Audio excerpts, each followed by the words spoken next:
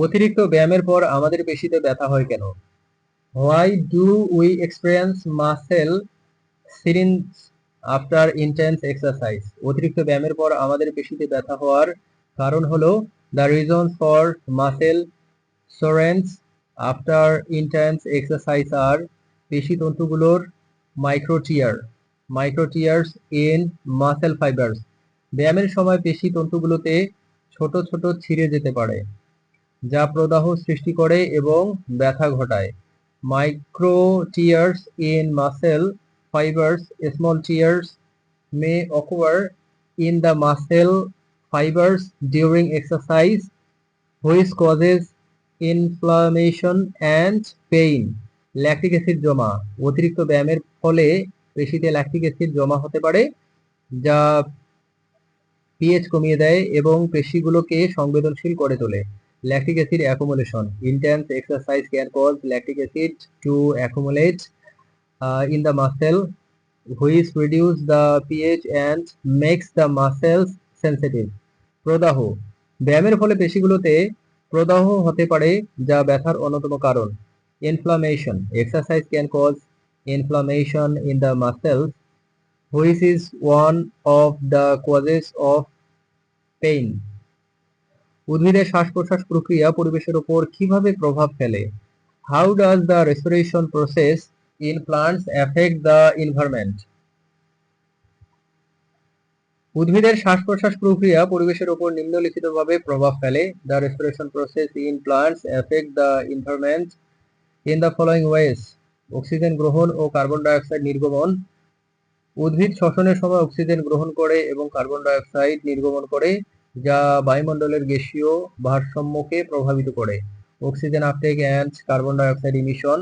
During respiration, plants absorb oxygen and release carbon dioxide, which affect the gaseous balance of the atmosphere. Carbon চক্র। উদ্ভিদ carbon চক্রের একটি গুরুত্বপূর্ণ অংশ, যা সালোকসংশ্লেষণ এবং শ্বসনের মাধ্যমে কার্বন ডাই অক্সাইড গ্রহণ ও ত্যাগ করে পরিবেশের কার্বন ভারসাম্য রক্ষা করে। Carbon cycle.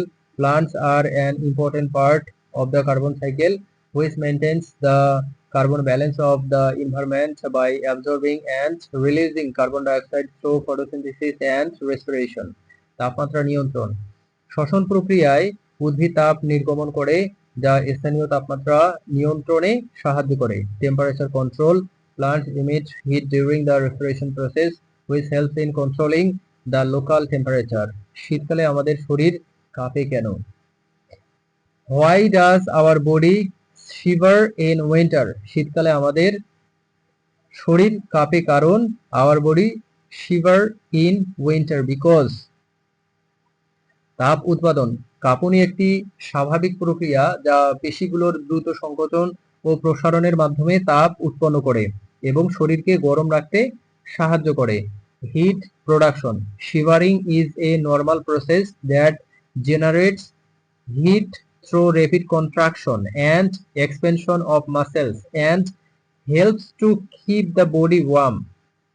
শরীরের তাপমাত্রা বৃদ্ধি। কাঁপুনি শরীরের তাপমাত্রা বাড়িয়ে হোমিওস্ট্যাটিক বজায় রাখতে সাহায্য করে। Increase body temperature. Shivering helps increases body temperature and maintain homeostasis. বিপাকীয় হার বৃদ্ধি। কাঁপুনি শরীরের বিপাকীয় হারকে বাড়িয়ে দেয়, যার ফলে বেশি শক্তি উৎপন্ন হয় এবং শরীর গরম থাকে। Increase metabolic rate. Shivering increase the body's metabolic rate, resulting in more energy production and keeping the body warm. কোনো বীজ জীবিত না মৃত তা কিভাবে বোঝা যায়? How to know if a seed is alive or dead? কোনো বীজ জীবিত না মৃত তা বোঝার কয়েকটি উপায় হলো Here are some ways to know if a seed is alive or dead. ভিজিয়ে পরীক্ষা। বীজকে জলে ভিজিয়ে রাখলে যদি তা ফুলে ওঠে এবং অঙ্কুরিত হয় তবে সেটি জীবিত। Shocking test. If the seed swell and germinates when soaked in water, it is alive.